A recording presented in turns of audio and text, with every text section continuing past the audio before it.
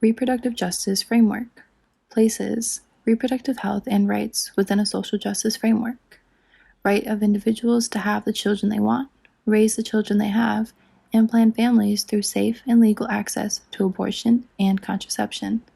The right to express one's gender and sexuality free from oppression. LGBTQ and reproductive justice movements. They're working toward creating a society that fully recognizes and respects the reproductive and sexual rights of all, recognize, respect, and support diverse family forms, fight against oppression and violence related to reproductive options, gender expression, and sexual orientation. Access to healthcare. Bad experiences with inadequately trained professionals are a big reason as to why LGBTQ folks do not seek medical care. Many LGBTQ individuals receive no health information and in some cases misinformation about maintaining their sexual and reproductive health. LGBTQ individuals often experience discrimination or prejudice from healthcare staff when seeking care. 1 in 5 LGBTQ adults have avoided medical care due to the fear of discrimination, and LGBTQ youth are 2 to 3 times more likely to attempt suicide. Queer women and sex with men. Unplanned pregnancies and STIs do not just affect heterosexual cisgender women. Queer women may have sex with both men and women, which in turn may lead to unintended pregnancies. Queer women also have a higher rate of rape from men than heterosexual cisgender women. Many of these sexual assaults are motivated by homophobia and/or transphobia. Trans women experience a high prevalence of HIV and STDs, victimization, and suicide.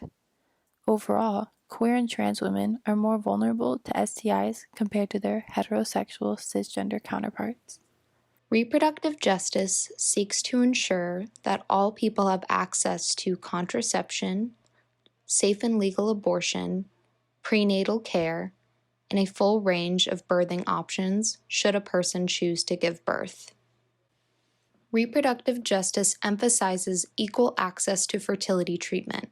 Infertility treatment centers often discriminate against LGBTQ couples and individuals. Insurance companies also regularly deny lesbians access to fertility services, even when their plan covers services for heterosexual couples. LGBTQ people often face discrimination by adoption agencies. Second parent adoption allows a second parent to adopt a child without the first parent losing any rights.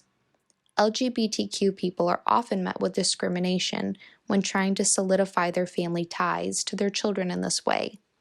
That is why the right to raise children and build families is crucial to reproductive justice, as is having access to adoption.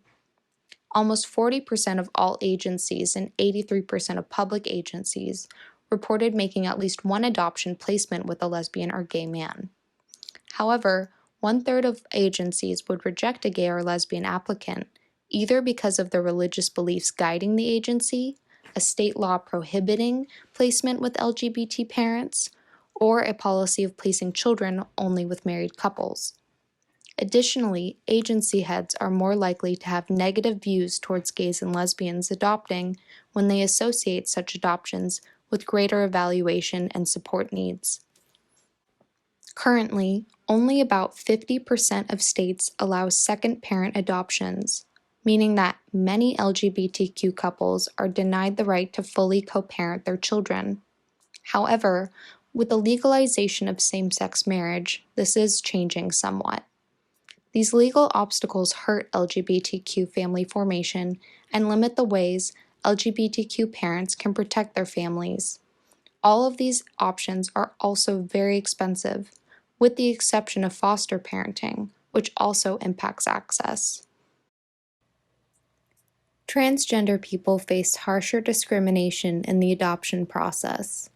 Transgender parents who desire to transition risk being stripped of their parental or custodial rights because of legal and social biases and transphobia.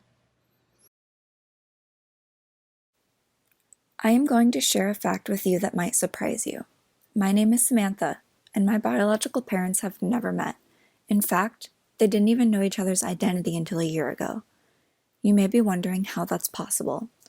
Well, it all started when my mom met my other mom, and they decided they wanted to have a child together. So they saved up $11,000 and went through a process called artificial insemination.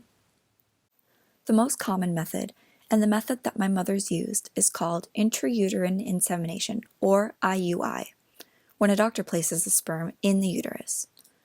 Artificial insemination can be used to treat fertility problems or in the case that an individual has a history of endometriosis. In my family's case, it was used because my mom had endometriosis and because my parents are lesbians and were unable to conceive a child naturally. Another possible procedure for parents trying to conceive a child through unconventional means is in vitro fertilization.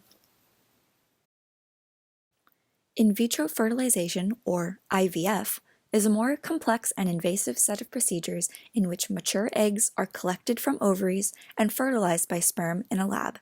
Then the fertilized embryo or embryos are transferred to a uterus.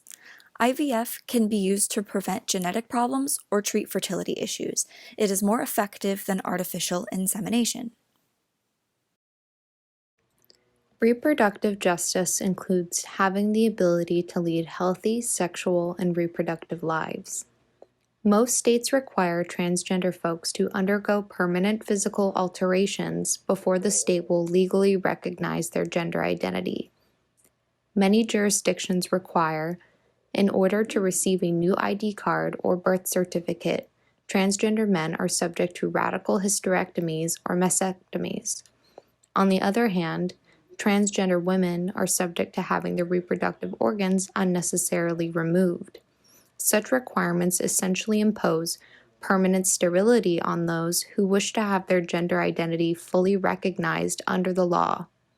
However, because transgender people have a much higher poverty rate than cisgender folks, they seldom have the financial resources to obtain hormone therapy and/or sex reassignment surgery. In order to advocate for reproductive justice and reproductive justice for queer folks, we must support laws and policies that promote equal recognition and treatment of all families. We must call attention to the sexual and reproductive health needs of LGBTQ communities. And we must support local and state and national efforts for non-discrimination laws that protect sexual minorities from discrimination in employment, adoption, health insurance policies, and healthcare services.